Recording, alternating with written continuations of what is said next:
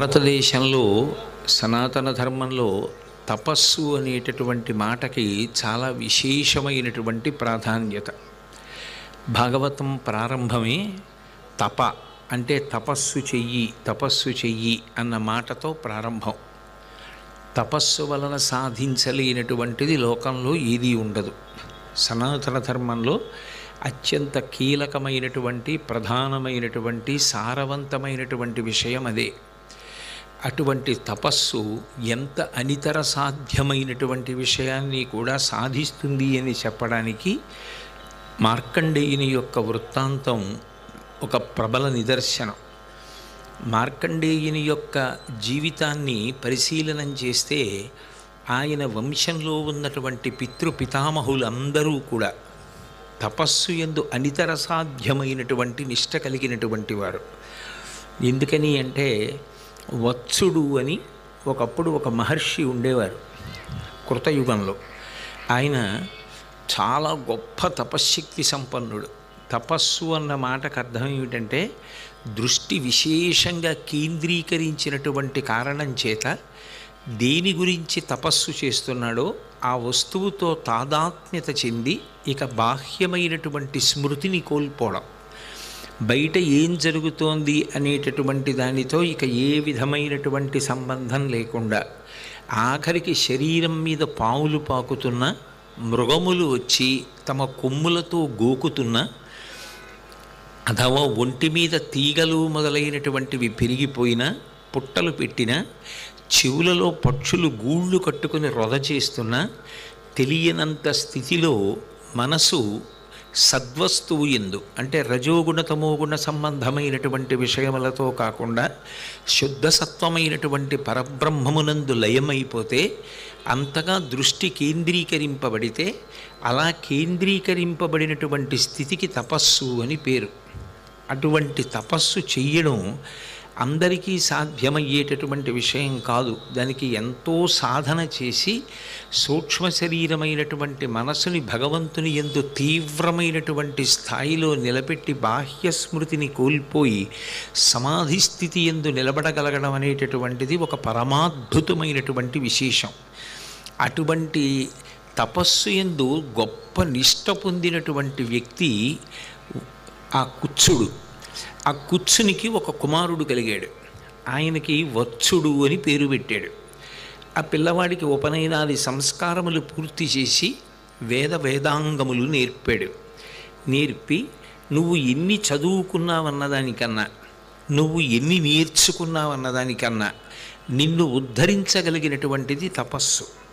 నువ్వు ఎంత బాగా దృష్టిని కేంద్రీకరించగలవో, ఎంతగా భగవంతుని గురించి తపించగలవో అది నీకు అనితర సాధ్యమైనటువంటి శక్తినిస్తుంది.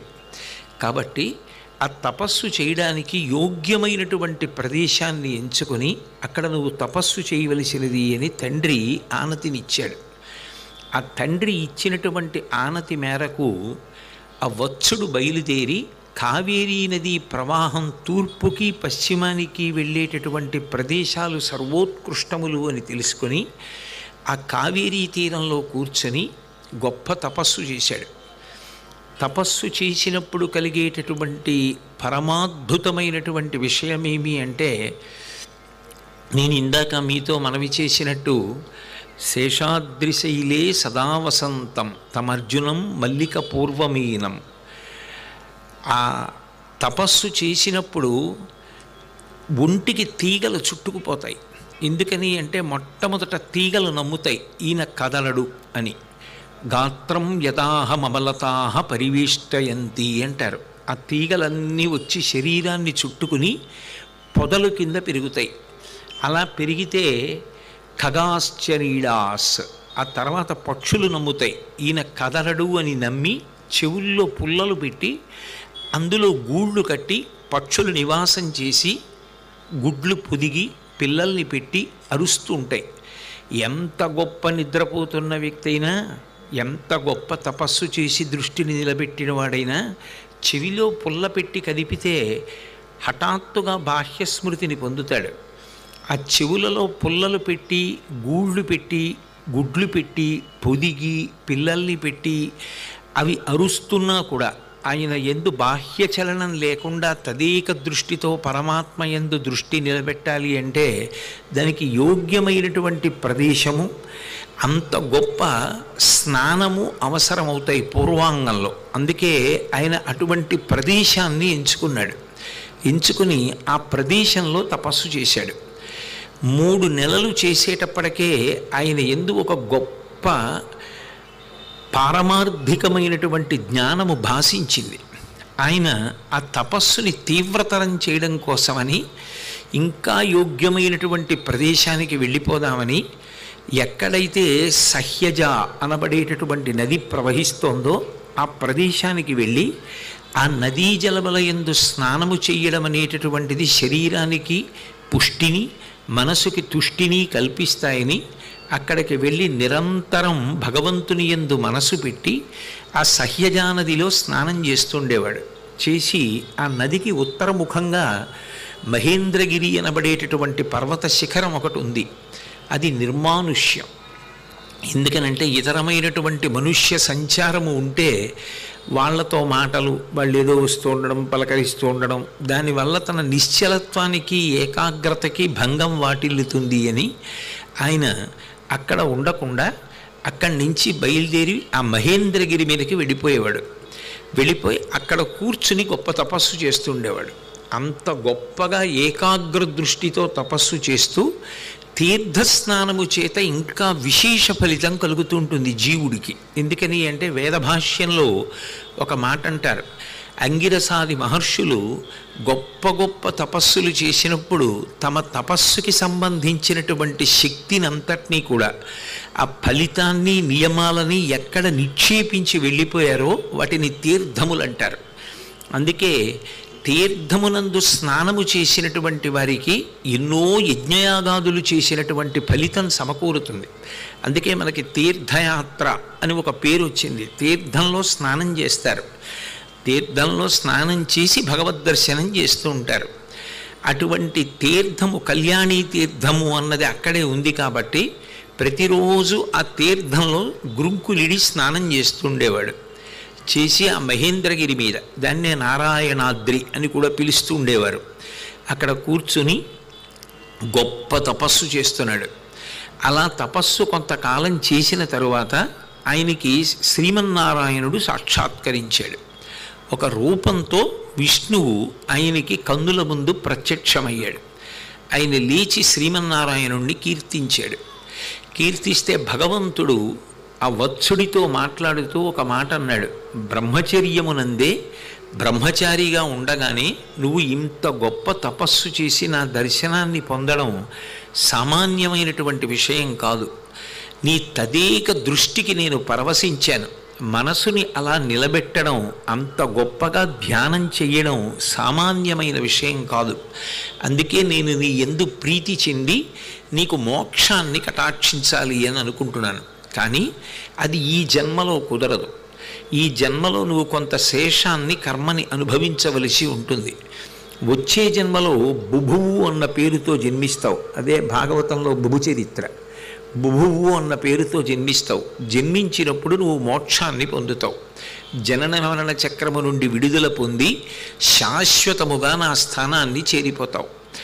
ఈ జన్మలో నువ్వు తపస్సు చేత నన్ను ప్రీతి పొందేటట్టు చేశావు. మనిషి తప్పకుండా 3 సాధించాలి. ఒకటి, పరబ్రహ్మము ప్రీతి పొందడానికి ఏకాగ్ర దృష్టితో ధ్యానము, తపస్సు చెయ్యాలి.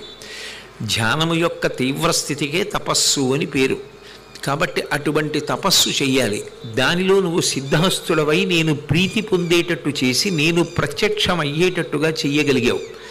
ఇక రెండవది, తనకు ఎవరు జన్మనిచ్చారో వాళ్ళ రుణం తీర్చుకోవాలి. వాళ్ళ రుణం తీర్చుకోవాలి అంటే ధర్మపత్నిని స్వీకరించి నువ్వు కూడా మీ తండ్రి గారు ఎలా వంశాన్ని వృద్ధిలోకి తీసుకొచ్చారో అలా నువ్వు కూడా కుమారులను, కుమార్తెలను పొందాలి. కాబట్టి నువ్వు వివాహం చేసుకో. నీకు తగినటువంటి కన్యని మీ తండ్రి గారు నిర్ణయం చేస్తారు. మీ తండ్రి గారు ఎవరిని నిర్ణయం చేశారో ఆమెని వివాహం చేసుకొని ఆమె వలన సత్సంతానమును పొందు. వంశం వృద్ధిలోకి వస్తుంది. దాని వలన పితృ రుణం తీరిపోతుంది.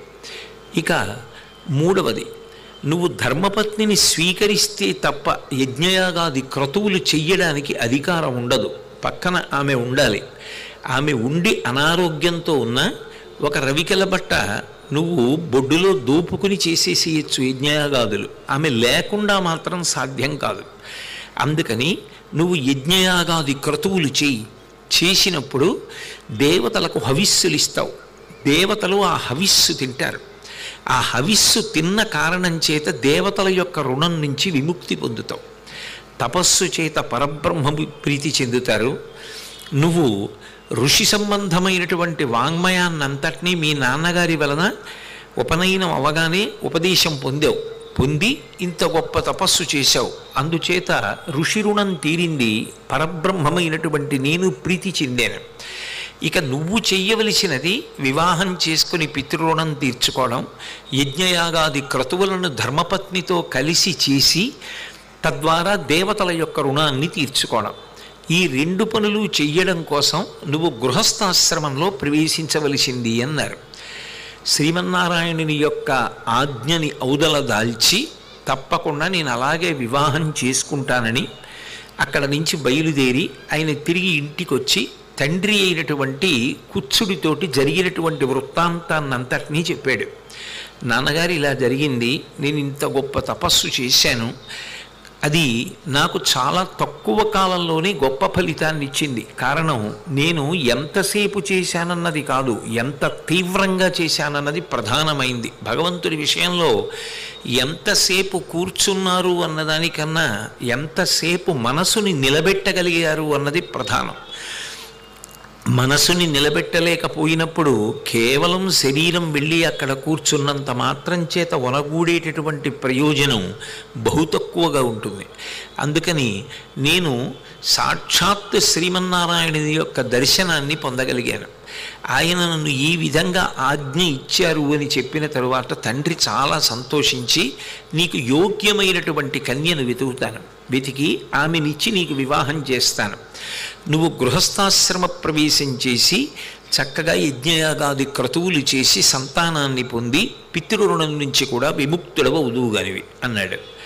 జరిగిపోయింది. తండ్రి సంబంధాలు వెతుకుతున్నాడు. ఎటువంటి యోగ్యమైన కన్య అయితే తన కుమారుడికి ధర్మపత్నిగా కర్తవ్యత నిర్వహణ యందు ఉపకరణమవుతుందో అటువంటి పిల్ల కోసం అన్వేషిస్తున్నాడు. తండ్రి కుత్సుడికి ఒక స్నేహితుడున్నాడు. ఆయన పేరు ఉతధ్యుడు. ఆయన సామవేద ప్రవీణుడు. ఆ ఉతధ్యుడు ఒక రోజున ఈ కుత్సుడి దగ్గరికి వచ్చాడు. ఇద్దరూ మాట్లాడుకుంటున్నప్పుడు తన కుమారుడి గురించి గర్వంగా చెప్పాడు తండ్రి. నా కుమారుడు చిన్నతనంలోనే అనితర సాధ్యమైన తపస్సు చేసి శ్రీమన్నారాయణ దర్శన భాగ్యాన్ని పొందాడు. అతనికి తగిన కన్య కోసం అన్వేషిస్తున్నాను అన్నాడు. అంటే ఆ ఉతధ్యుడు అన్నాడు, నాకు ఒక కుమార్తె ఉన్నది, ఆమె పేరు సువృత్త. ఎంత గొప్ప పేర్లు పెట్టారో చూడండి ఆ రోజుల్లో. వృత్తము అంటే నడవడి అని, సువృత్త అంటే మంచి నడవడి కలిగినది అని. సువృత్త అని నాకు ఒక కుమార్తె ఉన్నది. ఆమె మాఘస్నానం చేస్తుంది. ఇది ప్రధానంగా మాఘపురాణాంతర్గతమైనటువంటి విశేషాలు మార్కండేయుడివి. ఆమె మాఘమాసంలో ప్రాతకాల స్నానాలు ప్రతి సంవత్సరం చేస్తూ ఉంటుంది. మాఘస్నానం చాలా చాలా తేజస్సుకి కారణం. అటువంటి మాఘస్నానం చెయ్యడంలో గొప్ప పుణ్యాన్ని పొందినటువంటి నా కుమార్తె నీ కుమారుడికి యోగ్యమైనటువంటి కన్య. అందుకని నా కుమార్తె అయినటువంటి సువృత్తనిచ్చి నీ కుమారుడైనటువంటి కుత్సుడికి వివాహం చెయ్యమని అడిగాడు.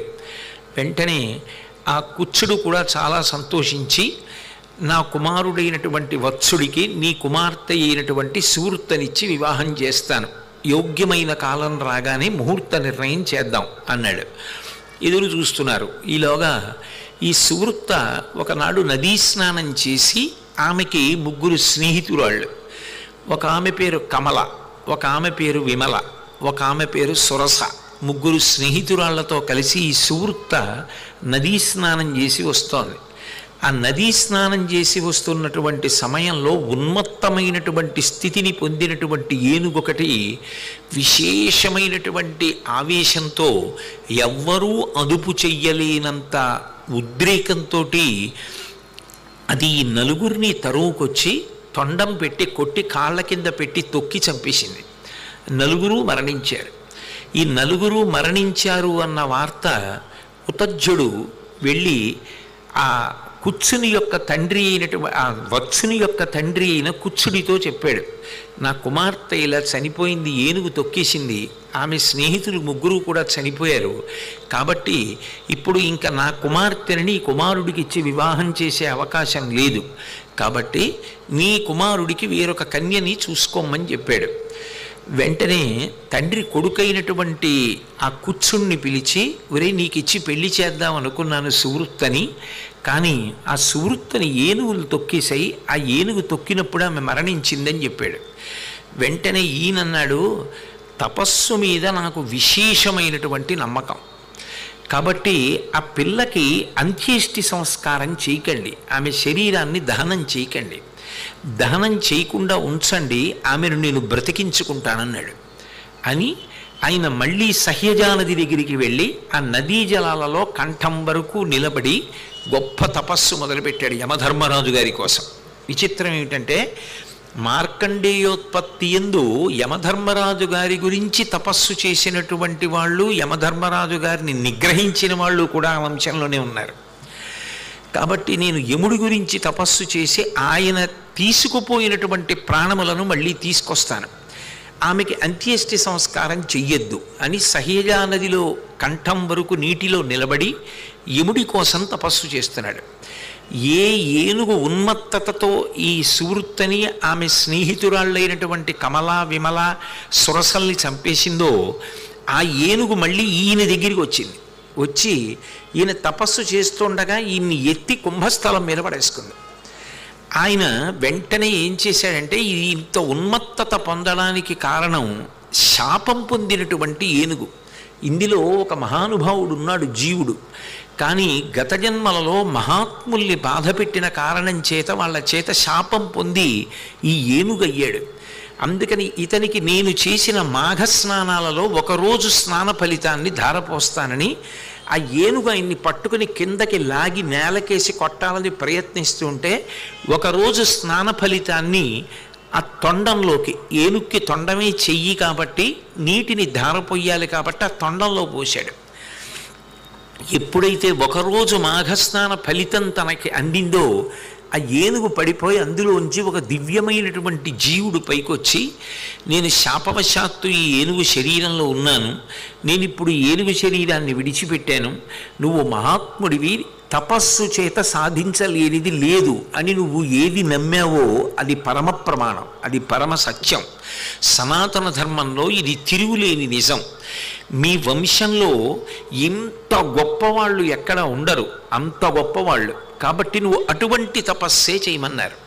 అంటే ఆయన తపస్సు చేస్తున్నాడు. ఆయన తపస్సు ఎంత ఏకాగ్రతతో ఉండేది అంటే, ఆయన తపస్సు చేస్తుండగా మృగములు వస్తుండేవి, అనేకమైన మృగములు వచ్చి ఎండిపోయిన కట్టె ఎలా నిలబడి ఉంటుందో అలా నిలబడి ఉండేవాడు తపస్సు చేసేటప్పుడు.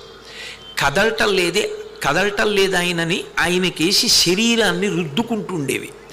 మృగములు రుద్దుకునేవి కాబట్టి, కొమ్ముల చేత రాపాడించేవి కాబట్టి ఆయనకి మృగశృంగుడు అని పేరు పెట్టారు ఋషులు. నిజానికి ఆయన పేరు తండ్రి పెట్టింది వత్సుడు, కానీ అనేకమైనటువంటి మృగముల యొక్క ఉరిపిడి శరీరమునందు పొందాడు కాబట్టి అయినా తెలిసేది కాదు. అవి అంతంత పెద్ద పెద్ద అరుపులు అరుస్తూ ఒంటిని రాసుకున్న, అలాగే తపస్సు చేశాడు కాబట్టి మృగశృంగ మహర్షి అని బిరుదునామం పొందాడు. అటువంటి మృగశృంగ మహర్షి ఆ సహ్యజానదీ జలములలో నిలబడి గొప్ప తపస్సు చేసిన తరువాత, తపస్సుకి ఎవరైనా వశపడవలసిందే సనాతన ధర్మంలో. యమధర్మరాజు గారు ప్రత్యక్షం అయ్యారు. నీకేం కావాలి, ఇంత గొప్ప తపస్సు నా కోసం ఇతపూర్వం చేసిన వాళ్ళు లేరు, నువ్వు బ్రహ్మచారివి, దేని గురించి ఇంత గొప్ప తపస్సు చేశావని అడిగారు. నేను ఆ సువృత్త అన్న పిల్లని పెళ్లి చేసుకుందామని అనుకున్నాను, ఉతధ్యుని యొక్క కుమార్తె, కానీ ఆమెను ఏనుగు చంపేసింది, ఆమె చెలికెత్తెలు ముగ్గురిని కూడా చంపేసింది, ఆమె ప్రాణములు నీ దగ్గర ఉన్నాయి, నువ్వు ఆమె ప్రాణములను తిరిగి ఇచ్చేసి ఆమె బ్రతికేటట్టుగా చేస్తే నాకు ధర్మపత్ని లభిస్తుంది. ఎందుకని అంటే సంకల్పం చేసి ఉన్నాను, ఆమెనే వివాహం చేసుకుంటాను అని అన్నాను. నా మాట తప్పడానికి వీల్లేదు. నేను ఆమెనే వివాహం చేసుకోవాలి. నేను ఇంత తపస్సు చేసినది నిజమైతే, నాకు ఇంత భగవద్భక్తి ఉన్నది నిజమైతే, నేను వివాహం చేసుకుంటానని అనుకున్నాను, ఆమె మరణించి వేరొకరిని వివాహం చేసుకోవలసిన అగత్యం నాకు కలగకూడదు. అందుకని ఆమెనే నువ్వు బ్రతికించు, నేను ఆమెని వివాహం చేసుకుంటానన్నాడు.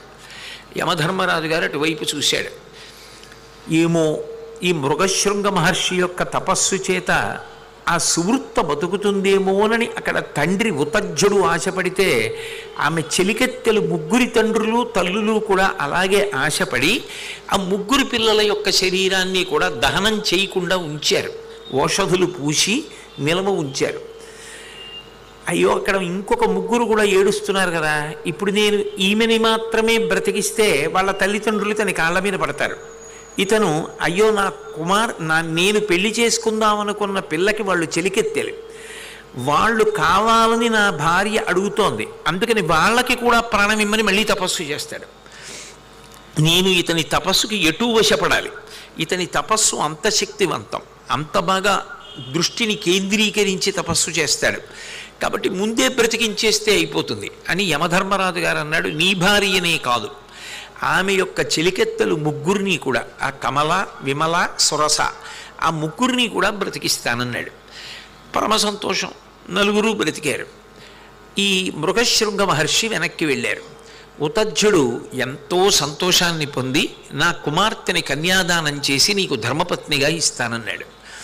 అంటే ఆ మిగిలినటువంటి ముగ్గురు పిల్లలు అన్నారు, మేమంటూ జీవితంలో భర్తని పొందితే నీలాంటి వాణ్ణే పొందుతాం, నీలాంటి వాడు ఇప్పుడు ఇంకొకడు లేడు, నువ్వే ఉన్నావు.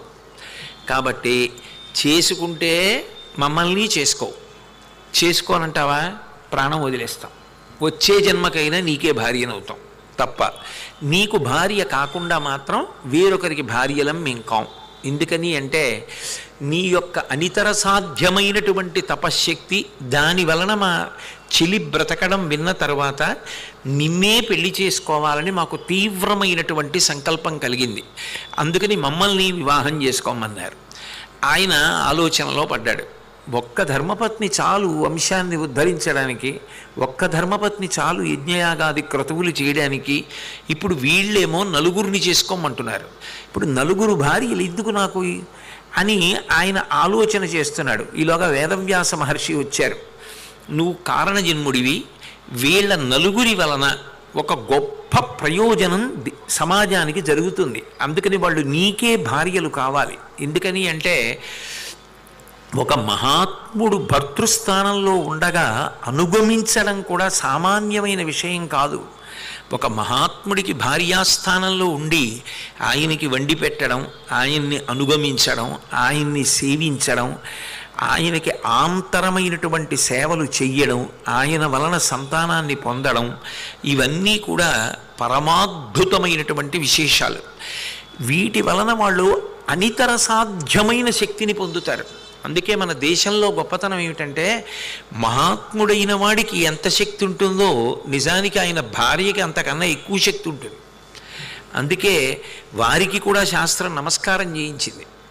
కాబట్టి అటువంటి స్థితిని పొంది ఉంటారు కనుక వీళ్ళ వలన దేశమునకు ఒక ప్రయోజనం ఉంటుంది. రాబోయేటటువంటి కాలంలో ప్రజలకి ఒక గొప్ప ఉపకారం జరుగుతుంది. అందుకని నువ్వు వీళ్ళ నలుగురిని స్వీకరించాలి. కాబట్టి నువ్వు స్వీకరించు. ఇందులో వాళ్ళు అడగడంలో దోషం లేదు. వాళ్ళకి ఇంత తీవ్ర సంకల్పం కలగడం వెనక భగవంతుడున్నాడు, ఆయన ఇచ్ఛ ప్రకారం నడుస్తోంది.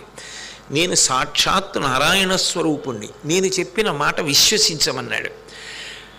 వ్యాసో నారాయణ స్వయం, వ్యాసుడంటే నారాయణుడే కనుక, అది నారాయణ వాక్కు కనుక, వ్యాసుడి యొక్క మాట తప్పడం ఎవరికీ సాధ్యం కాదు కనుక, వ్యాసుడు చెప్పినటువంటి మాట ప్రకారం, ఆయన ఆజ్ఞాపించిన ప్రకారంగా నలుగురిని కూడా ధర్మపత్నులుగా స్వీకరించాడు.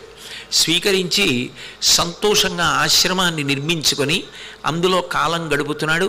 రోజు రోజుకి తపోనిష్ట ఎంత ఎక్కువైపోయిందంటే మృగశృంగుడిలో ఆయన లేచి ఉండి తిరుగుతూ ఉండగా క్రూర మృగాలు సాధు మృగాలు కూడా ఆయన చుట్టూ తిరుగుతుండేవి. అంటే ఆయన అక్కడ ఉన్న కారణం చేత సహజంగా జీవుల మధ్య ఉండేటటువంటి వైరస్ స్వభావాలు కూడా మరిచిపోయాయి. అంతటి గొప్ప స్థితి ఎక్కడైనా కలిగిందనుకోండి, అది జీవుల ప్రభావం కాదు, అక్కడ ఎవరో మహాత్ముడు ఉన్నాడు అని గుర్తు. అటువంటి వారు యుగాలు దాటిపోయినా కూడా, అటువంటి వారు ఒక యుగంలో ఉంటే కొన్ని యుగాల తర్వాత కూడా ప్రాణులు అటువంటి సఖ్యతని పొందుతాయి. దానికి ప్రబల ఉదాహరణ ఇప్పటికీ రమణ మహర్షి యొక్క ఆశ్రమం తిరువణ్ణామలై.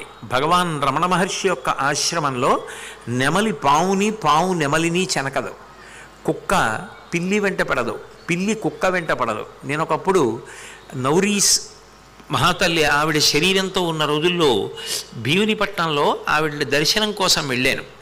వెళ్ళినప్పుడు ఒక పిల్లి ఈనింది. చిన్న చిన్న చిన్న చిన్న పిల్లి పిల్లలు అక్కడ ఉన్నాయి. సర్వసాధారణంగా కుక్కలు ఉంటే పిల్లి తన పిల్లలతో అక్కడ ఉండదు, తినేస్తాయని. పెద్ద పెద్ద కుక్కలు ఒక 6, 8 అక్కడ పడుకున్నాయి. పక్కన పిల్లి ఈని పిల్లలతో పడుకుంది. ఆ పక్కనే ఇంకేవో జీవులు కొన్ని ఉన్నాయి. అన్ని జీవులు ఆవిడ చుట్టూ కూర్చుని ఉన్నాయి. ఆవిడ మౌనంగా కూర్చునేవారు. ఆవిడ కూర్చుని ఎక్కడో విశాఖపట్నం దగ్గర భీమునిపట్నంలో కూర్చొని, రమణులు ఇప్పుడు స్నానం చేసి వచ్చారు, రమణులు వచ్చి కూర్చుని సమాధి స్థితిలో ఉన్నారు, ఆయన ధ్యాన మంటపంలోకి వచ్చారు అని చెప్తూ ఉండేవారు.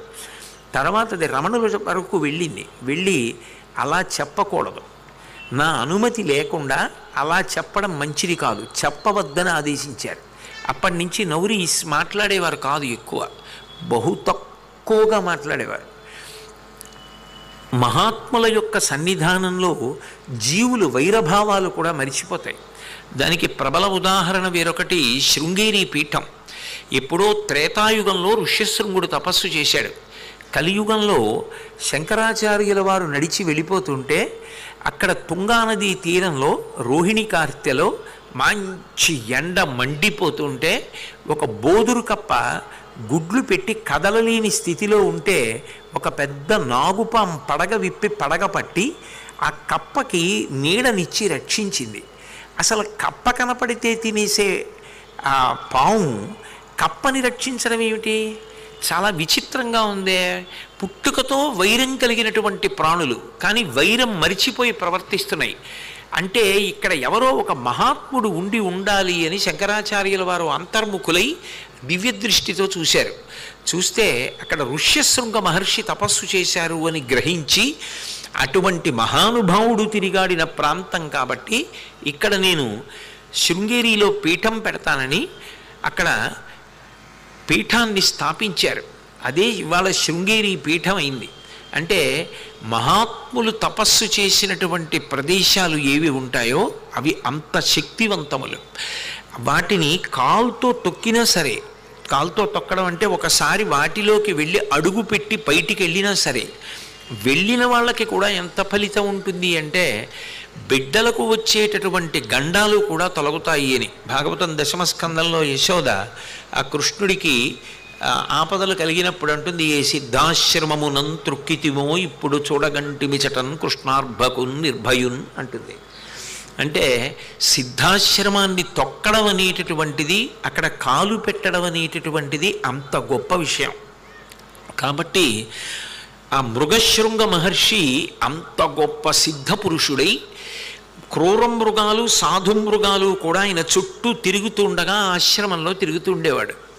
తిరుగుతూ 4 పత్నులకు కూడా 4 కుమారుల్ని కటాక్షించాడు. తన కర్తవ్యం తాను పూర్తి చెయ్యాలి, ధర్మపత్నులు సంతానాన్ని పొందాలి కాబట్టి 4 పత్నులకు కుమారులు కలిగారు. అందులో ఆ పెద్ద భార్య సువృత్త ఉతర్జుని యొక్క కుమార్తె ప్రధానమైనటువంటి పత్ని ఎవరుందో ఆమెకు మృకండు మహర్షి పుట్టారు.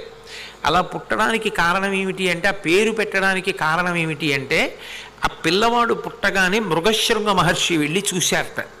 ఆ పిల్లవాడి యొక్క ముఖంలో ఉన్న తేజస్సుని, ఆయన ఏ వస్తువునైనా పరీక్షగా చూడ్డాన్ని చూసి వీడు బాగా దృష్టి నిలబెట్టి గొప్ప తపస్సు చేస్తాడు.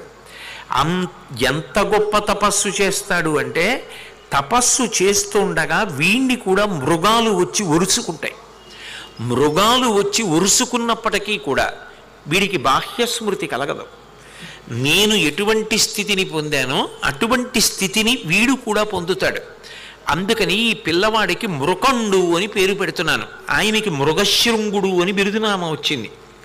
నిజానికి ఆయన పేరు ఇందాక మీతో చెప్పినట్టుగా వత్సుడు, కానీ బిరుదునామం మృగశృంగ మహర్షి.